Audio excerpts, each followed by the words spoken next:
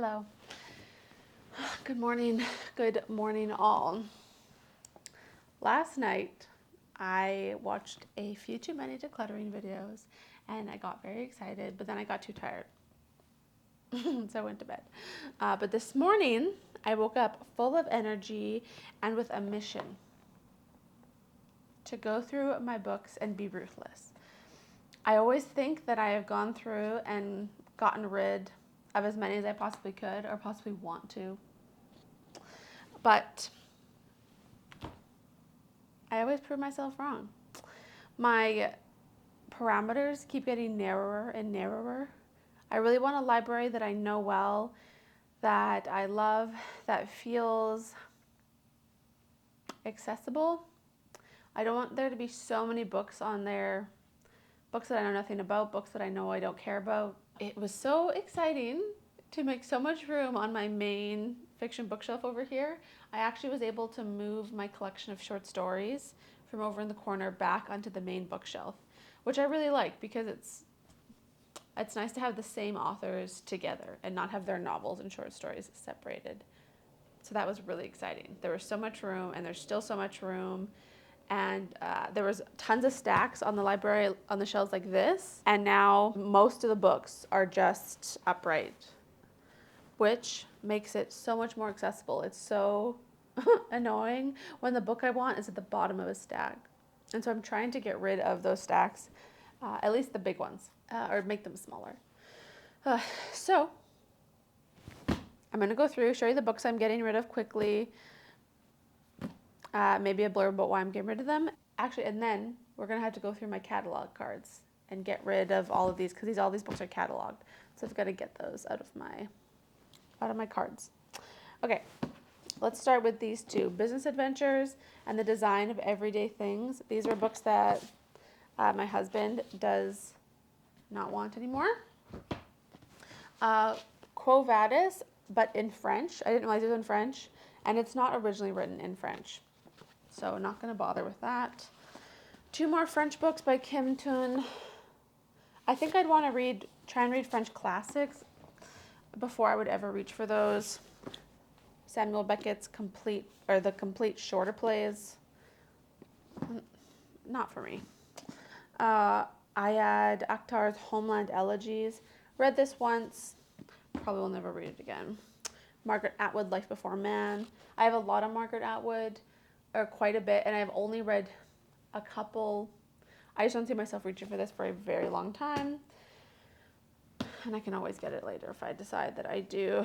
This Mournable Body, random book I read in undergrad that I'm never going to read again. Dominicana, Angie Cruz. Again, I don't think super worth rereading. And The Outsiders by Robert Carson. I only got this because it was pretty. And I don't, it's probably not a very good novel, but I just know nothing about it. It can go. Okay. How Much of These Hills is Gold? I read that. I don't remember it particularly striking my fancy, and I didn't read it that long ago. Okay, I got rid of A Shame by Salman Rushdie. I have other Salman Rushdies. I've also never read a Salman Rushdie. So I didn't think I needed 4.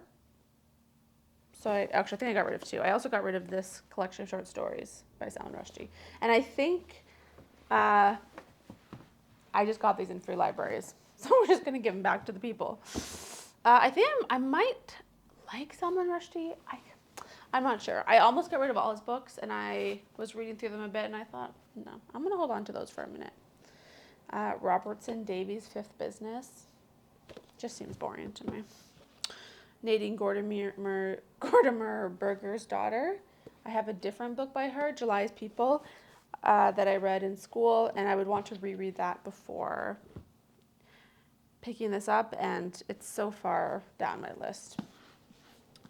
This is a copy of Anne of Avonlea. I have another copy that's just a paperback, and so I thought this would be nice to replace it with, but it's really falling apart and not in good condition. So I'm going to let that go.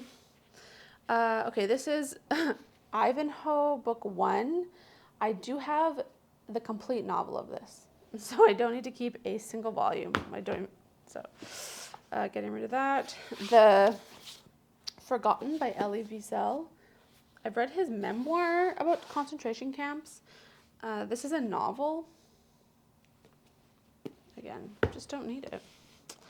I picked up these 2 Miriam Toews books when people were talking about her, and that's the only reason I picked them up. Too risky. Maybe in my future, but not now. 9 Stories by J.D. Salinger. Again, he's just not my cup of tea.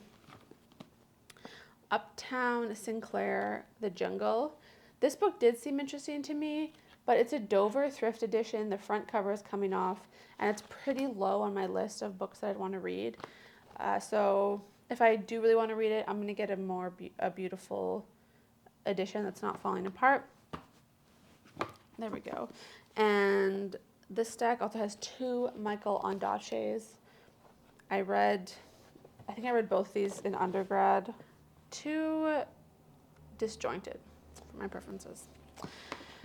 Okay, these are a couple Orhan Pamuk. I'm working on going through these, or just kind of discovering this author. I had 3 of his novels. I'm keeping 1 because honestly, after reading roughly the first 50 pages of these 2 and then reading synopsis of that one, it seems the best. So there's still 1 more on my shelf, but these 2, not it. But I do have a video coming out in more detail about these and why I did not love them. So keep your eye out for that. A Clockwork Orange. Again, I just read the description on the back of this. Absolutely horrendous. Not going to read that. Julian Barnes, A Sense of an Ending. Do not know why I own this. Don't know anything about it. How Fiction Works by James Wood. I am not a writer. I do love fiction, but just over it. Another one, Eat, Shoots, and Leaves by Lynn Truss, about grammar. I went through a really intense phase where I loved books about grammar and writing. Still kind of do, but this one was meh. God Is, A Devotional Guide to the Attributes of God. Actually, this isn't not even my book. I would just rather read other stuff. White Fragility. Read it once. That was enough. The Great Pretenders. The True Stories Behind Famous Historical Mysteries. Does kind of sound interesting, but again, just a little risky. A little risky because it's so new and I don't know anything about it. And I just don't need it. It's just so low on my list of things I would read. And the last one is The Sympathizer by Nguyen. And my husband read this. He said it was okay. And I have a friend who's reading it right now. Kind of said the same thing. It's okay. So that is enough to dissuade me from reading that. Well, that was a whirlwind. But books you're unhauling don't need much attention, you know? Okay, since these are not in alphabetical order, it's going to take quite some time.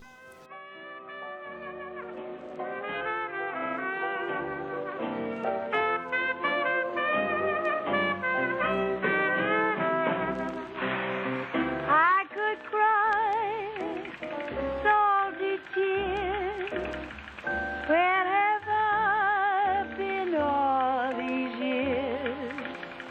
Little one, tell me now, how long has this been going on?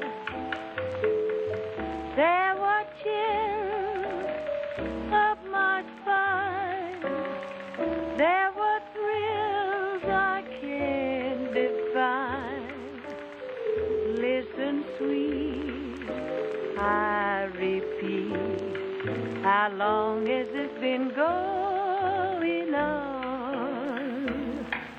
Oh, I feel that I could cry. It felt so good to do that. I do have a bunch of people coming over to my house tonight, so I'm going to give them first pick. And then the rest, I'm just going to take to free libraries a few at a time as I go out. How lovely. I hope someone else enjoys these books. They're just not for me right now, is the truth. But I hope you have a lovely day. Thank you for watching. I hope this inspired you to lighten your load. Goodbye. See you soon.